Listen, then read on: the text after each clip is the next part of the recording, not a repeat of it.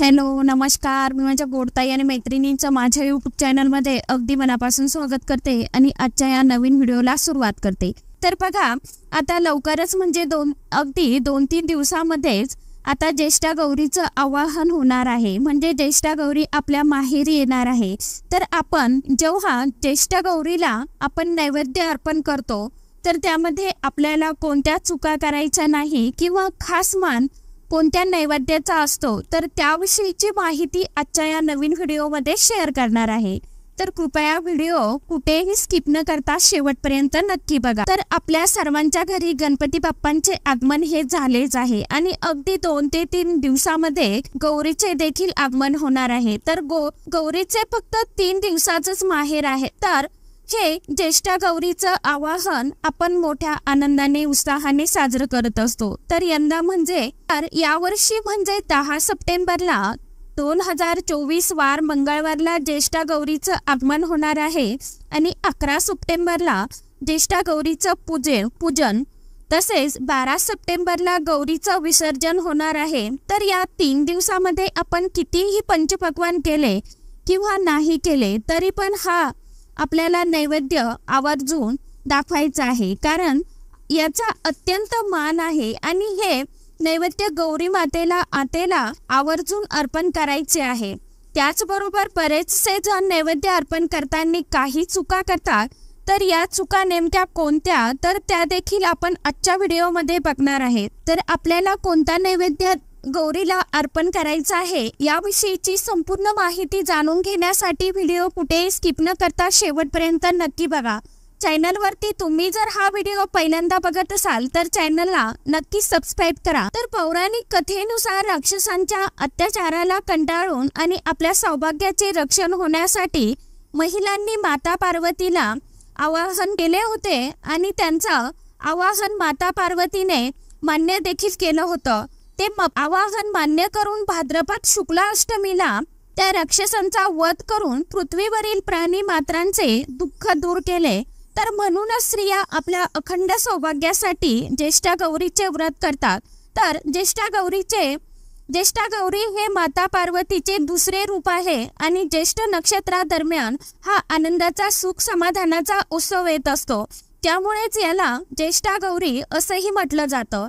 तर पहिल्या दिवशी गौराईला आणल्या जातं आणि दुसऱ्या दिवशी त्यांचं पूजन करून पाहुणचार केला जातो आणि तिसऱ्या दिवशी त्या त्यांच्या सासरी जातात. तर सुख समृद्धीसाठी गौरी पूजनाला अत्यंत महत्त्व आहे. त्याचबरोबर आपल्याला सुख शांती समृद्धी चांगलं आरोग्य सुख समाधान मिळावं यासाठी आपण गौरी पूजन करत असतो. तर आपण 2 गौरीचं पूजन करतो. तर एक असते भगवान श्रीहरी विष्णू देवांची पत्नी म्हणजेच महालक्ष्मी माता आणि दुसरी म्हणजे देवाधिदेव महादेवांची पत्नी माता पार्वती. तर माता पार्वतीला ज्येष्ठा गौरी असं म्हटलं जातं आणि गौराई माहेरपणासाठी फक्त 3 दिवस व वर्षातून एकदाच येत असते, कारण आपण म्हणतो ना त्यांनी फक्त 2.5 दिवसाचंच माहेर मागितलेलं आहे.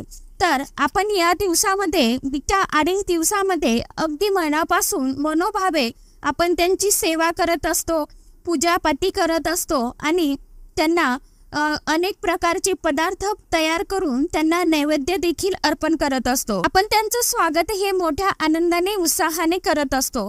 म्हणजेच काय तर वाजत गाजत आपल्या घरामध्ये गौरी मातेला आणत असतो. या ज्येष्ठा गौरींना कोणते नैवेद्य अर्पण करायचे ते आता आपण बघणार आहोत. तर पहिल्या दिवशी म्हणजे 10 सप्टेंबरला वार मंगळवारला या दिवशी गौरी आवाहन करून झाल्यावरती या दिवशी नैवेद्य असतो तो म्हणजे वरण भात पोळी आणि आपण जे पदार्थ बनवतो, आता आपण खूप पदार्थ बनवत असतो तर त्यामधीलच एक पदार्थ आपल्याला गोडाचा जरी आपण गौरीजवळ ठेवत असलो डब्यामध्ये बरण्यामध्ये तरी आपल्याला ताटामध्ये त्यातील एक पदार्थ आपल्याला कोणताही असू द्या, लाडू असो किंवा मोतीचूरचा लाडू असो किंवा अगदी तुमची शंकरपाळी जो काही असेल किंवा मिठाईचा नैवेद्य आपल्याला आवर्जून पांढरी मिठाईचा नैवेद्य आपल्याला त्यामध्ये त्या नैवेद्याच्या ताटामध्ये ठेवायचा आहे. तो म्हणजे वरण भात पोळी गोड पदार्थ आणि बाजरीची भाकरी आणि महत्त्वाचं म्हणजे शेपूची भाजी, कारण या शेपूच्या भाजीला अत्यंत खूप महत्त्व आहे. म्हणून नैवेद्यामध्ये ही शेपूची भाजी आपल्याला ठेवायचीच आहे। त्यानंतर दुसरा दिवस म्हणजे गौरी पूजनाचा दिवस। तर या दिवशी आपण गौरीचं पूजन करून आरती करतो।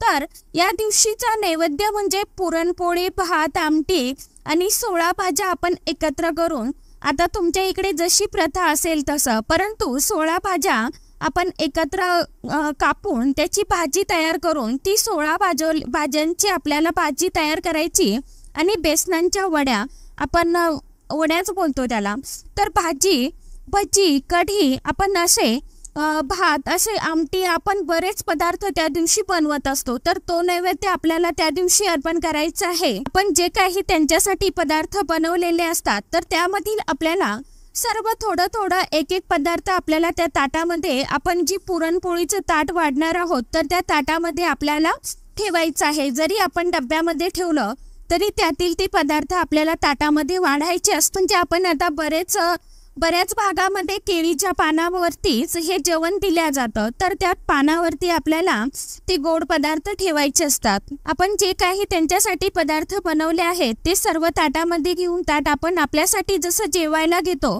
तसंच ताट अगदी आपल्याला सुटसुटीत तयार करून घ्यायचं असतं। फक्त या दिवशीच्या जेवणामध्ये कांदा लसणाचा वापर आपल्याला करायचा नाही। तर आपल्याला हे नैवेद्याचं ताट गौरी मातेसमोर एक चौकोन आपल्याला काढायचं आहे। जसं आपण स्वामींना नैवेद्य अर्पण करतो त्याच पद्धतीने आपल्याला गौरी मातेसमोर चौकोन काढायचं आहे आणि त्या चौकोनावर आपल्याला त्या चौकोनावरती नैवेद्याचं ताट ठेवायचं आहे, अगदी समोरच ठेवायचं आहे। त्याचबरोबर गौरीला पिण्यासाठी पाण्याचा ग्लास भरून ठेवायचा आहे आणि थोडा वेळ हा नैवेद्य गौरी समोर ठेवायचा आणि त्या नैवेद्यावरती दुसऱ्या ताटाने ते ताट आपल्याला झाकून ठेवायचं असतं आणि गौरीचं जेवण झाल्यावरती पानांचा विडा हा आवर्जून आपल्याला द्यायचा असतो गौरींच्या हातामध्ये, उजव्या हातामध्ये। त्यानंतर तिसरा दिवस म्हणजे गौरी विसर्जनाचा दिवस। तर या दिवशी दोरे घातले जातात आणि हा दिवस अतिशय महत्त्वाचा आणि त्यांच्या खास आवडीचा नैवेद्य आपण अर्पण करत असतो, कारण त्या दिवशी त्यांच्या सासरी जाणार असतात माहेराहून आणि त्यांना खरोखर अतिशय महत्त्वाचा आणि आवडीचा नैवेद्य म्हणजे आंबील आणि आंबाडीची भाजी, याचा अतिशय मान आहे। आपण जी महालक्ष्मीची आरती म्हणतो तर त्या आरतीमध्ये देखील त्यांचा उल्लेख केलेला आहे की महालक्ष्मी माता आंबील आणि आंबाडीची भाजी पिऊन तृप्त झाल्या। तर ती आरती तुम्ही सर्च करा, यूट्यूबला तुम्हाला मिळून जाईल महालक्ष्मी मातेची आरती, त्यामध्ये देखील आहे। त्यामुळे आपल्याला आवर्जून आंबाडीची भाजी आणि आंबीलचा नैवेद्य त्यांना जाताना आपल्याला हा दाखवायचाच असतो। आपण जेव्हा हा नैवेद्य दाखवणार आहोत तेव्हा एका प्लेटीमध्ये आपल्याला थोडीशी आंबील बनवायची आहे, आंबाडीची भाजी बनवायची आहे आणि आपण जेव्हा तो नैवेद्य अर्पण करणार आहोत तेव्हा देखील आपल्याला एक एक ग्लास पाण्याचा ठेवायचा आहे आणि त्यावरती तो आपल्याला नैवेद्याची ती प्लेट ठेवायची आहे आणि हा नैवेद्य आपण सर्वांनी आवर्जून घरामध्ये दाखवायचाच आहे, कारण ही भाजी भाकरीचा नैवेद्य त्यांच्या अतिशय खूप आवडीचा आहे, त्यामुळे आवर्जून दाखवा। तर अशा प्रकारे तुम्हाला अगदी थोडीशीच माहिती होती महालक्ष्मी मातेबद्दल, ज्येष्ठा गौरीबद्दल। तर अशा प्रकारे तुम्हाला नैवेद्य अर्पण करायचं आहे आणि आवर्जून आंबीलचा आणि आंबाडीच्या भाजीचा नैवेद्य आवर्जून दाखवावा। तर आजच्या व्हिडिओमध्ये इतकीच माहिती होती, कशी वाटली नक्की सांगा। व्हिडिओ आवडला तर व्हिडिओला लाईक, शेअर, सबस्क्राईब जरूर करा। परत भेटूया नवीन माहितीसोबत, नवीन व्हिडिओसोबत। तोपर्यंत सर्व माझ्या यूट्यूब परिवाराला श्री स्वामी समर्थ।